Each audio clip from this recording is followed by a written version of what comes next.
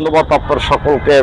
আজকে বাংলাদেশের গণমানুষের বক্তব্যটা হলেন ৫ই আগস্ট সরকার পতনের পরে অন্তর্বর্তীকালীন সরকারের দল এবং বর্তমানে যারা ক্ষমতা রয়েছেন তারা গণমানুষের কাছে বিভিন্ন স্টাইলের বক্তব্যই দিয়েছিলেন এবং তাদের বক্তব্য ছিলেন বাংলাদেশের প্রত্যন্ত অঞ্চলের গণমানুষের জান ও মালের নিরাপত্তা দেবেন এবং কনস্টিটিউশন অধিকার, ফান্ডামেন্টাল অধিকার মানুষ ভোগ করতে পারবেন।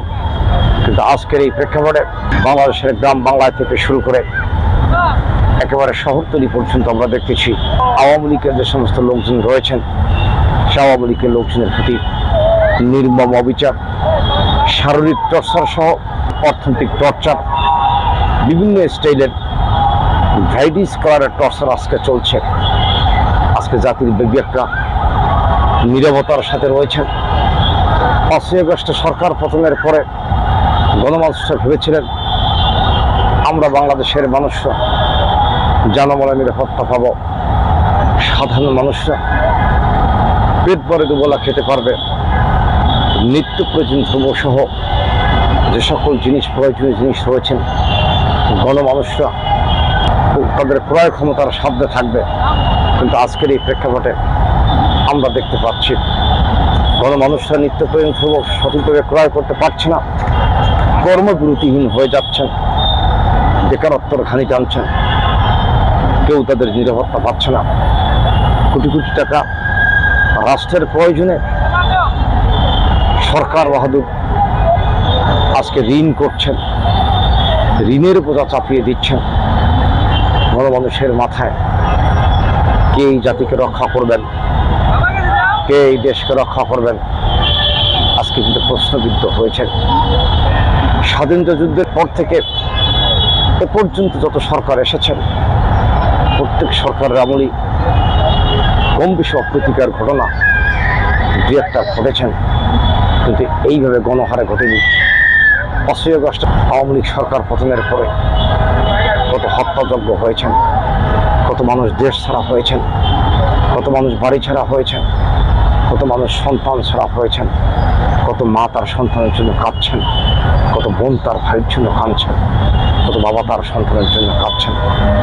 সন্তান হারা পিতামাতার এবং পিতামাতা হারা সন্তানদের আর্তনাদ বেদনায় বাংলার আকাশ বাতাস জর্জরিত হয়ে গিয়েছেন।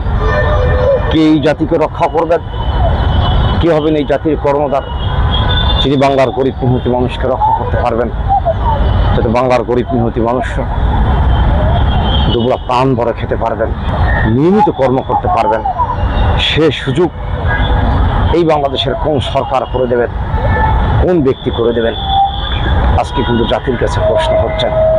বাংলার বিবেকবান মানুষরা, বাংলার গণমানুষরা কিন্তু বলছেন পূর্বের সরকারই ভালো ছিলেন, শেখ হাসিনার সরকার বারবার দরকার। এই স্লোগানটা আজকে বাংলার গ্রাম বাংলা থেকে শুরু হয়েছেন।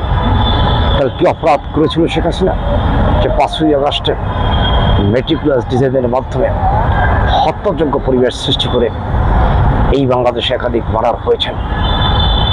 অনুসন্ধান কে করবেন? প্রকৃতি খুনিদেরকে বের করে তাদেরকে আইনের আওতায় আনবেন, কে রক্ষা করবে এই জাতিকে? আজকে কিন্তু প্রশ্নবিদ্ধ রয়েছেন। জাতির গণমানুষের বক্তব্যটা হলেন আমরা ৫ই আগস্টের পরে ভেবেছিলাম হয়তো বা জাতি মুক্ত পাবেন, কিন্তু আজকের এই প্রেক্ষাপটে দেখতে পাচ্ছি মুক্ত নয়, বরং মুক্ত বিহঙ্গের মতো উড়াচ্ছে। বন্দি দশায় আমরা বন্দী রয়েছি। আজকে বাংলার গণমানুষরা বিভিন্ন স্টাইলের মিথ্যা মামলায় পড়ে গ্রেপ্তার হচ্ছেন, বিনা বিচারে জেলের ঘানি টানছেন।